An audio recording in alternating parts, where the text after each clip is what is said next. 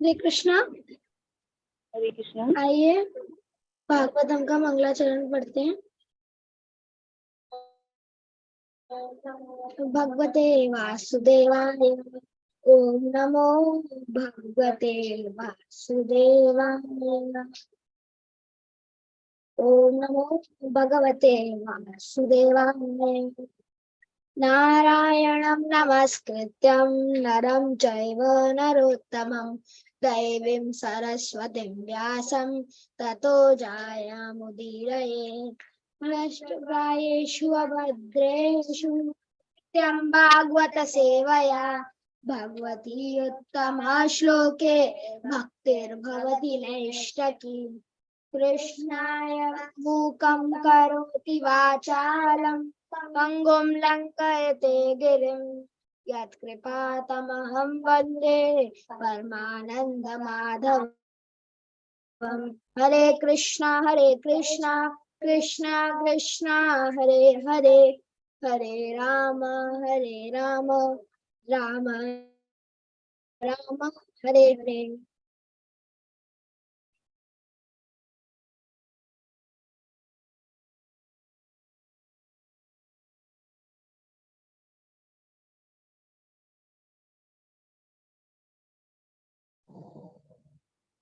You're now connected to Boatstone.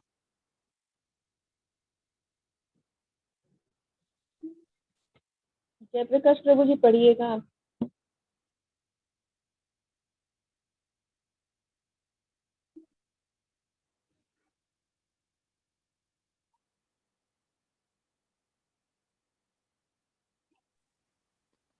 Chapter 4 चल रहा था।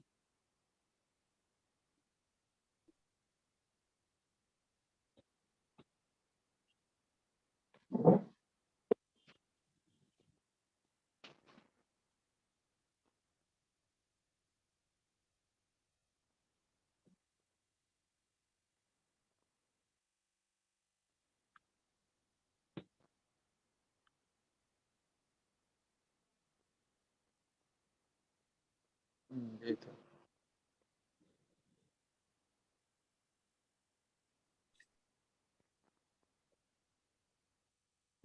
ठीक है, यही था।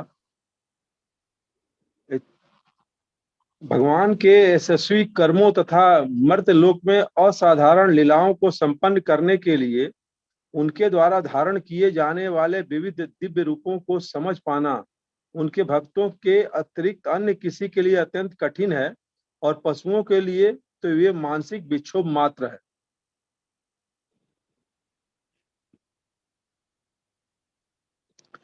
यह सुनकर कि भगवान कृष्ण ने उनका स्मरण किया था, विदुर प्रेम भाव से अभिभूत होकर जोर जोर से रो पड़े।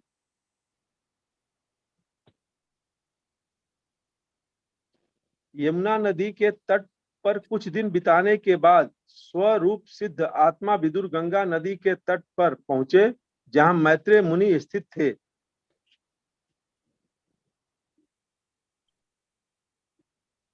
हरे कृष्णा। इस प्रकार श्रीमद् भागवतम के तृतीय स्कंद के अंतर्गत विदुर का श्री मैत्री मुनि के पास जाना नामक चौथे अध्याय के भक्ति वेदांत तात्पर्य पूर्ण हुए। हरे कृष्णा। कृष्ण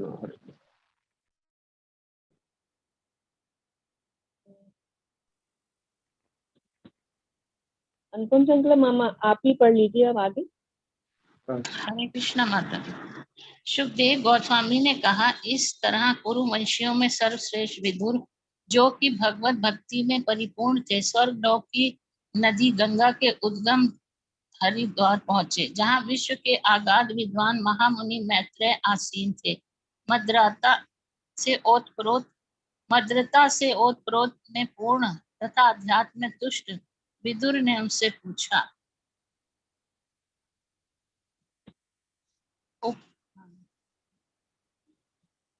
विदुर ने कहा, हे महर्षि, इस संसार का हर व्यक्ति सुख प्राप्त करने के लिए सकाम कर्मों में प्रवृत्त होता है, किंतु उसे ना तो तृप्ति मिलती है, ना ही उसके दुख में कोई कमी आती है। विपरीत इसके ऐसे कार्यों से उसके दुख में वृद्धि होती है। इसीलिए कृपा करके हमें इसके विषय में हमारा मार्गदर्शन करें कि असली सुख के लिए कोई कैसे रहे। हरे कृष्णा माता जी। आचार्य माता जी पढ़िएगा। करो। हे प्रभु, महान परोपकारी आत्माएं पूर्ण पुरुषोत्तम भगवान की ओर से पृथ्वी पर उन पतित आत्माओं पर अनुकंपा दिखाने के लिए विचरण करती हैं जो भगवान की अधीनता के विचार मार्ग से विमुख रहते हैं।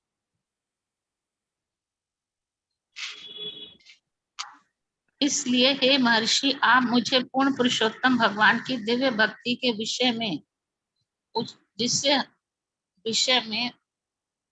जिससे हर एक के हृदय में स्थित भगवान भीतर से परम सत्य विषय वह ज्ञान प्रदान करने के लिए प्रसन्न हो, जो कि प्राचीन वैदिक सिद्धांतों के रूप में उन लोगों को ही प्रदान किया जाता है जो भक्ति योग द्वारा शुद्ध हो चुके हैं। भक्ति के विषय में उपदेश। रामानंद जी माता जी पढ़िएगा।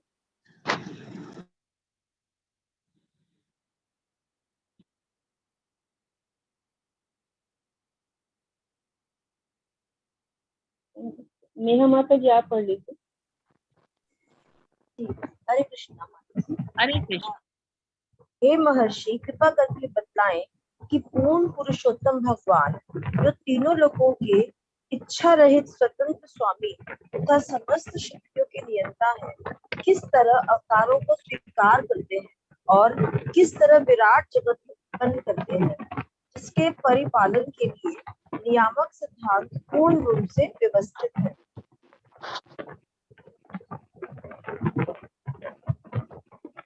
वे आकाश के रूप में फैले अपने ही हृदय में लेट जाते हैं और उस आकाश में संपूर्ण सृष्टि को रखकर वे अपना विस्तार अनेक जीवों में करते हैं जो विभिन्न योनियों के रूप में प्रकट होते हैं। उन्हें अपने निर्वाह के लिए कोई प्रयास नहीं करना पड़ता, क्योंकि वे समस्त यौगिक शक्तियों के स्वामी और प्रत्येक वस्तु के मालिक हैं। इस प्रकार वे जीवों से भिन्न हैं। आप द्विजों, गौवों तथा देवताओं के कल्याण हेतु Powering on. भगवान के विभिन्न अवतारों के शुभ लक्षणों की वर्णन करें। यद्यपि हम निरंतर उनके दिव्य कार्यकलापों के विषय में सुनते हैं, किंतु हमारे मन कभी भी पूर्णतया तुष्ट नहीं हो पाते।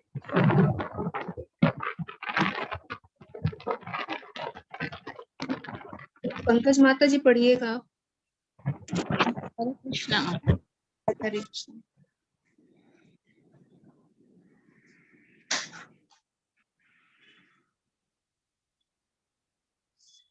समस्त राजाओं के परम राजा के ने विभिन्न लोकों की तथा आवास स्थलों की सृष्टि की, जहाँ प्रकृति के गुणों और कर्मों के अनुसार सारे जीव स्थित हैं, और उन्होंने उनके विभिन्न राजाओं तथा शासकों का भी सृजन किया।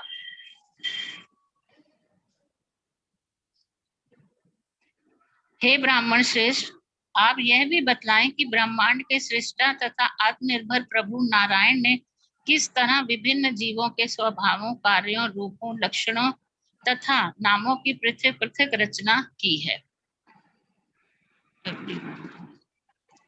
हे प्रभु, मैं व्यासदेव के मुख से मानव समाज के इन उच्चतर तथा निम्नतर पदों के विषय में बारंबार सुन चुका हूँ, और मैं इन कम महत्व वाले विषयों तथा उनके सुखों से पूर्णतया तृप्त हूँ, पर वे विषय बिना कृष्ण विषय कथाओं के अमृत से मुझे तुष्ट नहीं कर सके। हरे कृष्ण माता जी। मंजू गुप्ता माता जी पढ़िएगा।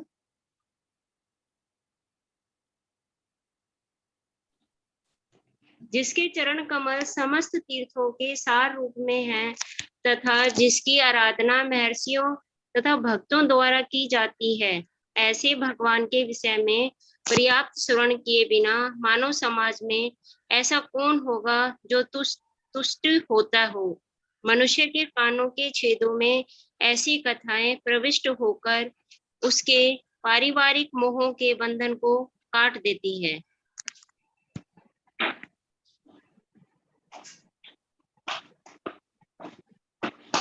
आपके मित्र महर्षि कृष्ण द्वैपायन व्यास पहले ही अपने महान ग्रंथ महाभारत में भगवान के दिव्य गुणों का वर्णन कर चुके हैं, किंतु इसका सारा उद्देश्य सामान्य जन का ध्यान लौकिक कथाओं को सुनने के प्रति उनके प्रबल आकर्षण के माध्यम से कृष्ण कथा भगवद गीता की ओर आकृष्ट करना है। रामानंद जी माता जी ने पढ़ेंगे आप? बहुत काट रहा है। मुझे हरे कृष्णा। माता जी आवाज आ रही है, डिस्टर्ब होता रहा है। जो व्यक्ति ऐसी कथाओं को निरंतर श्रवण करते रहने के लिए आतुर रहता है, उसके लिए कृष्ण कथा क्रम से अन्य सभी बातों के प्रति उसकी आसक्तिता को बढ़ा देती है। वह भक्त जिसने दिव्य आनंद प्राप्त कर लिया हो, उसके द्वारा भगवान के चरण कमलों का ऐसा निरंतर स्मरण तुरंत ही उसके सारे कष्टों को दूर कर देता है। हरे कृष्णा माता जी। सपना पुनिया माता जी पढ़िएगा। हाँ जी माता जी। हे मुनि, जो व्यक्ति अपने पाप कर्मों के कारण दिव्य कथा प्रसंगों से विमुख रहते हैं और फलस्वरूप महाभारत भगवत गीता के उद्देश्य से वंचित रह जाते हैं, वे दया के पात्र होते हैं। मुझे भी उनका तरस आती है, क्योंकि मैं देख रहा हूँ कि किस तरह नित्य काल द्वारा उनकी आयु नष्ट की जा रही है। वे दार्शनिक चिंतन, जीवन के सैद्धांतिक चरम लक्ष्यों तथा विभिन्न कर्म कांडों की विधियों को प्रस्तुत करने में स्वयं को लगाए रहते हैं। माता जी इससे बहुत आ रहा है।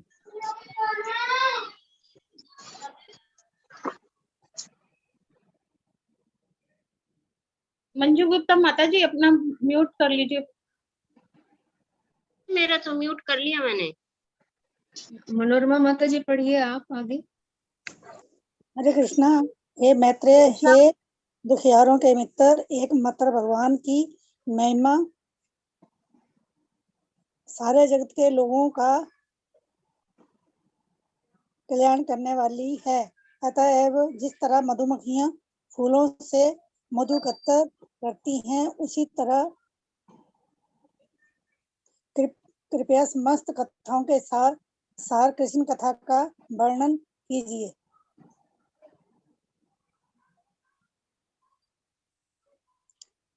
कृपया उन परम नियंता भगवान के समस्त अति मानवीय दिव्य कर्मों का कीर्तन करें, जिन्होंने विराट सृष्टि के प्रक्रिया तथा पालन के लिए समस्त शक्ति से संबंधित होकर अवतार लेना स्वीकार किया। पंकज माता जी पढ़िए आप, और कोई हैंड रेज है नहीं। सुखदेव गोस्वामी ने कहा, विदुर का अत्यधिक मान विदुर करने के अनुरोध पर समस्त लोगों के महानतम कल्याण हेतु महर्षि मैत्रेय मुनि बोले। हरे कृष्ण माता जी। श्री मैत्रेय ने कहा, हे विदुर, तुम्हारी जय हो। तुमने मुझसे सबसे अच्छी बात पूछी है। इस तरह तुमने संसार पर तथा मुझ पर अपनी कृपा प्रदर्शित की है, क्योंकि तुम्हारा मन सदैव ब्रह्मा के विचारों में लीन रहता है। हे विदुर, यह तनिक भी आश्चर्यप्रद नहीं है कि तुमने अनन्य भाव से भगवान को इस तरह स्वीकार कर लिया है, क्योंकि तुम व्यासदेव के वीर्य से उत्पन्न हो। मैं जानता हूँ कि तुम मांडव्य मुनि के शाप के कारण विदुर बने हो, और इसके पूर्व तुम जीवों की मृत्यु के पश्चात उनके महान नियंत्रक राजा यमराज थे। तुम सत्यवती के पुत्र व्यासदेव द्वारा उनके भाई की रखैल पत्नी से उत्पन्न हुए थे।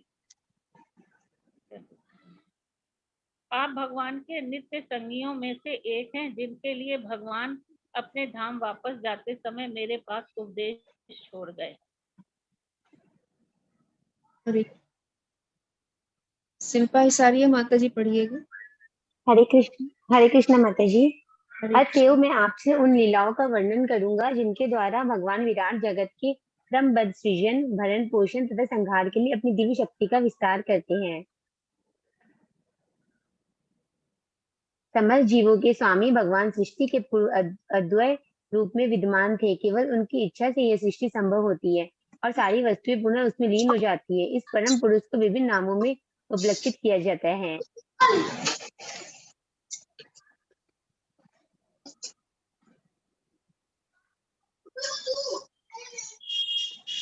हर वस्तु के निर्विवाद स्वामी भगवान ही एकमात्र दृष्टा थे। उस समय विराट जगत का अस्तित्व न था, अतः अपने स्वांशों तथा भिन्नांशों के बिना वे अपने को अपूर्ण अनुभव कर रहे थे। तब भौतिक शक्ति सुषुप्ति थी, जबकि अंतरंगा शक्ति व्यक्त थी। अनुपम माता जी आप पढ़ लीजिए आगे। हरे कृष्ण माता जी।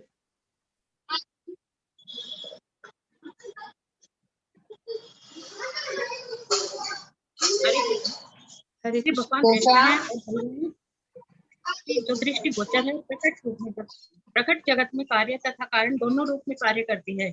ये महाभाग विदुर यह बहिरंगी शक्ति माया कहलाती है और केवल इसी के माध्यम से संपूर्ण भौतिक जगत संभव होता है। परम पुरुष अपने श्वास दिव्य पुरुष अवतार के रूप में प्रकृति के 3 गुणों में बीज स्थापित करता है और इस तरह सनातन काल के प्रभाव से सारे जीव प्रकट होते हैं। तत्पश्चात सनातन काल की अंत क्रिया से प्रभावित पदार्थ का सर्वोपरि सार, जो कि महत तत्व कहलाता है, प्रकट हुआ और इस महत तत्व के शुद्ध तत्व अर्थात श्री भगवान ने अपने शरीर से ब्रह्मांड की अभिव्यक्ति के बीज बोए। हरे कृष्ण माता जी, हम लोग रुके यहाँ पर। ठीक है माता जी, हरे कृष्ण। हम लोग हरे कृष्ण महामंत्र और वैष्णव प्रणाम मंत्र करके फिर मीटिंग एंड करते हैं। किसी को कुछ प्रश्न हो या कुछ बताना चाह रहे हो तो बोल सकते हैं। हरे कृष्ण माता जी। हरे कृष्ण। इसमें जैसे अब कलयुग आया है, कलयुग में तो ये सब चीजें स्वाभाविक है, लेकिन हम जब देख रहे हैं कि सतयुग में भी एक बार वर्णन आता है कि गौ माता ने कुछ असत्य वचन किया था, इसलिए उनके मुख की पूजा नहीं होती। और ऐसे ही इसमें अभी एक रखेल शब्द आया था, उस समय तो भगवान भी पृथ्वी इस धरा पे ही थे, तो उस समय भी ये सब था। तो अब तो कलयुग में तो होना स्वाभाविक है। इसका मतलब है ये एक क्रम है सृष्टि में, जो अगर सदाचार चल रहा है तो सब व्यभिचार भी चलता रहता है, चाहे भगवान हो, सतयुग हो, कोई दूसरा युग हो। तो जैसे आज इसमें जो रखेल शब्द आया है वो दास दासियों के लिए आया है प्रभु जी। हाँ, है दासियों से तो, लेकिन उसका जो मीनिंग है वो तो वही है। व्यासदेव जी जब आए थे तो ये इनकी जो उत्पत्ति बताई गई है तो उनकी रखेल से ही हुआ था, तो ये उन्होंने अपनी दासी को भेज दिया था। हाँ, वो दासी पुत्र से है। जी जी। तो उसका मतलब है कि पहले से ही जो सिस्टम, जो अपना पद्धति है, ये संसार का एक अभिन्न अंग है। मतलब इसको हम नकार नहीं सकते। जी, बस ये है कि अंतर इतना है कि उस समय थोड़ा कम था, इस समय ज्यादा है। इस समय ज्यादा हो। बस ये। हरे कृष्ण।